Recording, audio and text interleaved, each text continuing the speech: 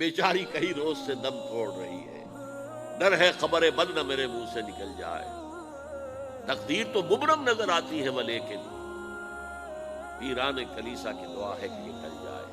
تو پہلی بات میری ختم ہوئی، عالمی نظام خلافت دنیا کی تقدیر مبرم ہے، ہو کر رہے گی، اس میں کسی صاحب ایمان کو کوئی شک، کوئی شبہ، کوئی ریب نہیں ہونا چاہیے۔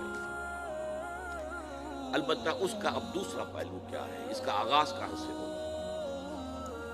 پہلی بات تو یہ، ہمارے بعض لوگوں کے ذہنوں میں، سادہ دل لوگ، وہ سمجھتے ہیں کہ پوری دنیا میں ایک ہی دفعہ آ جانی چاہیے۔ یہ کوئی علاقائی خلافت تو نہیں ہو سکتی، خلافت تو عالمی ہوتی ہے۔ ان سے میں کہتا ہوں، عالمی خلافت کب تھی جناب؟ یہ تو نہ خلافت راشدہ میں عالمی تھی، کیا ہندوستان شامل تھا اس میں؟ کیا چین شامل تھا؟ کیا یورپ شامل تھا؟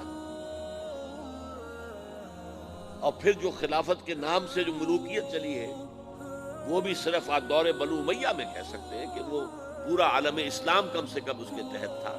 بعد میں خلافت عباس، بنو عباس میں، اور فاطمیین کی خلافت میں، اور آل عثمان جو ہے آٹومان ٹرکس کی خلافت میں ٹکڑے تھے، حصے بکھرے تھے، کوئی مانتا تھا، کوئی نہیں مانتا تھا۔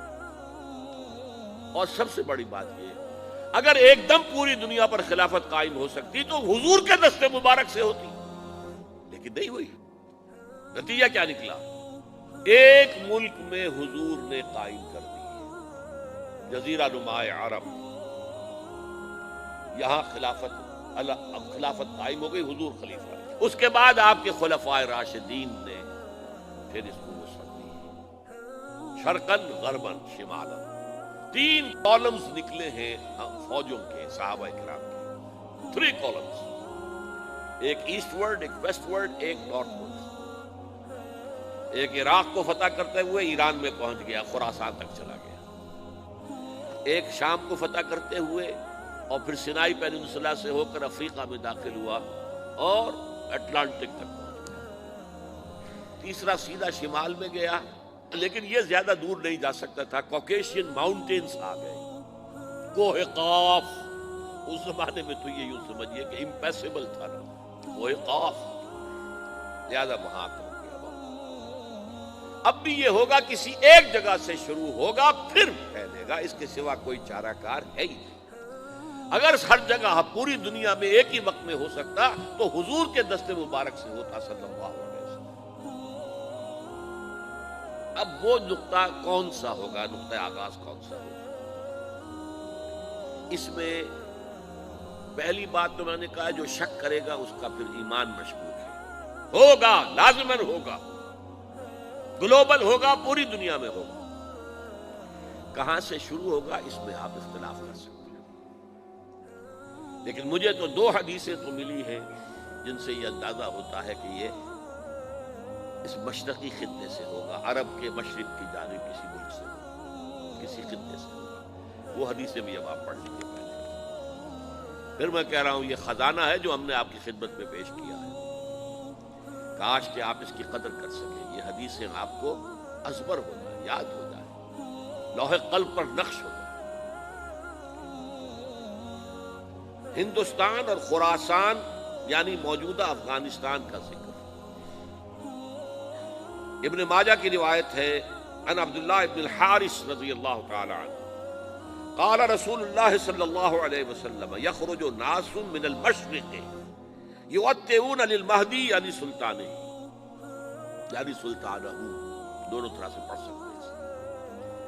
حضرت عبداللہ ابن حارث فرماتے ہیں رضی اللہ تعالی عنہ کہ حضور نے ارشاد فرمایا، مشرق کی طرف سے وہ فوجیں نکلیں گی، لوگ آئیں گے جو عرب میں مہدی کی حکومت قائم کریں گے۔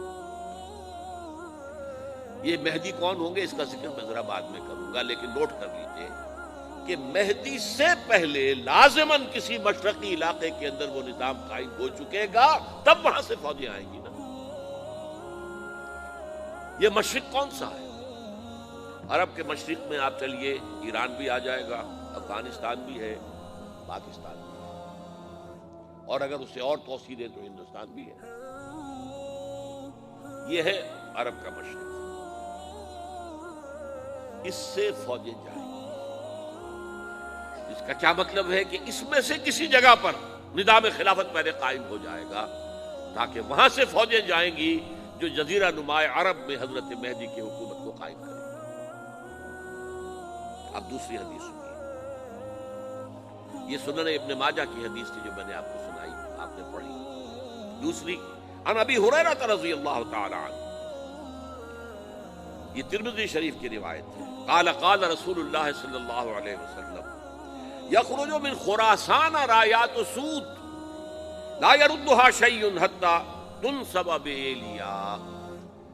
خراسان کے علاقے سے سیاہ جھنڈے لے کر فوجیں آئیں گی، ان کا رخ کوئی موڑ نہیں سکے گا، ان کو پیچھے پھیر نہیں سکیں گے کوئی بھی، یہاں تک کہ وہ یروشلم میں جا کر جھنڈے نصب کر دیں گے۔ ایلیا حضور کے زمانے میں یروشلم کو کہتے تھے۔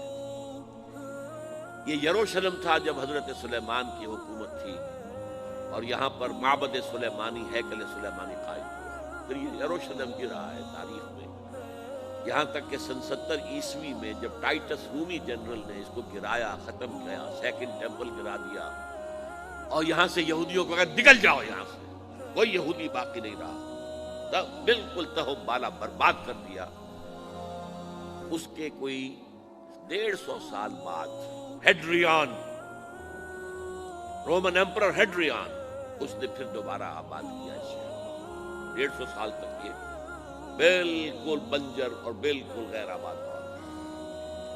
اب ہیڈریان نے جب آباد کیا تو اس کا نام ایلیا رکھا، اب یروشلم نام نہیں تھا۔ تو حضور کے زمانے میں پھر اس کا نام ایلیا تھا، اور اب اس سے کیا معلوم ہو رہا ہے کہ یہ یروشلم مسلمانوں کے قبضے سے اس وقت نکلا ہوگا، ایک دفعہ پہلے نکلا تھا، سن 1099 عیسوی میں مسلمانوں کے ہاتھ سے نکلا، کروسیڈرز عیسائیوں نے آ کر اس کو قبضے میں کیا، لاکھوں مسلمانوں کو مارا، قتل کیا۔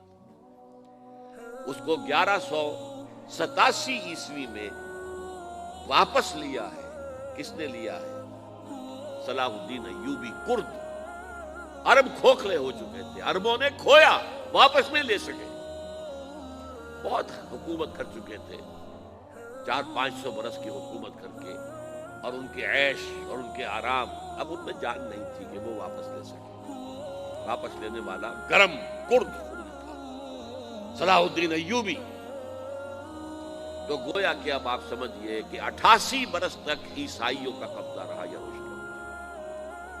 اب 1967 میں یہودیوں نے قبضہ کیا ہے، اور اب 38 برس تو ہو گئے، 88 نہیں 38 برس تو ہو گئے، لیکن وہ دور آئے گا کہ اب پھر لیں گے۔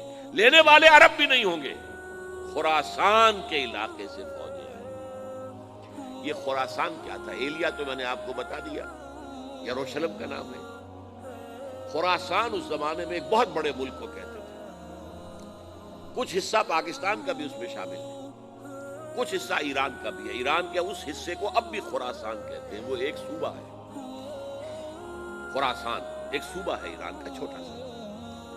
پاکستان میں خاص طور پر یہ جو علاقہ مالاکنڈ ایجنسی کہلاتی ہے، اس سے اوپر جتنا علاقہ ہے، اور یہ جو واخان کی ایک پٹی آتی ہے اوپر، واخان افغانستان کی ایک پٹی سی دم سی چلی آتی ہے، جو جا کر چائنا کی سرحد سے مل جاتی ہے، یہاں سے لے کے یہاں تک یہ جو مالاکنڈ کا وہ درہ ہے اور پہاڑ ہے، یہ بھی خراسان کا حصہ ہے۔ باقی تقریباً 2/3 آف افغانستان ساؤدرن حصہ نہیں ہے خراسان کا حصہ، یہ سیستان کہلاتا تھا، یہ خراسان نہیں ہے۔ لیکن یہ کہ اوپر کا 2/3 آف افغانستان، اور اس کے ساتھ یہ جو عرب، جو اب یہ ترک ممالک آزاد ہوئے ہیں سوویت یونین کی ڈسولوشن کے ساتھ، یہ سارا علاقہ کہلاتا ہے خراسان بزرگ۔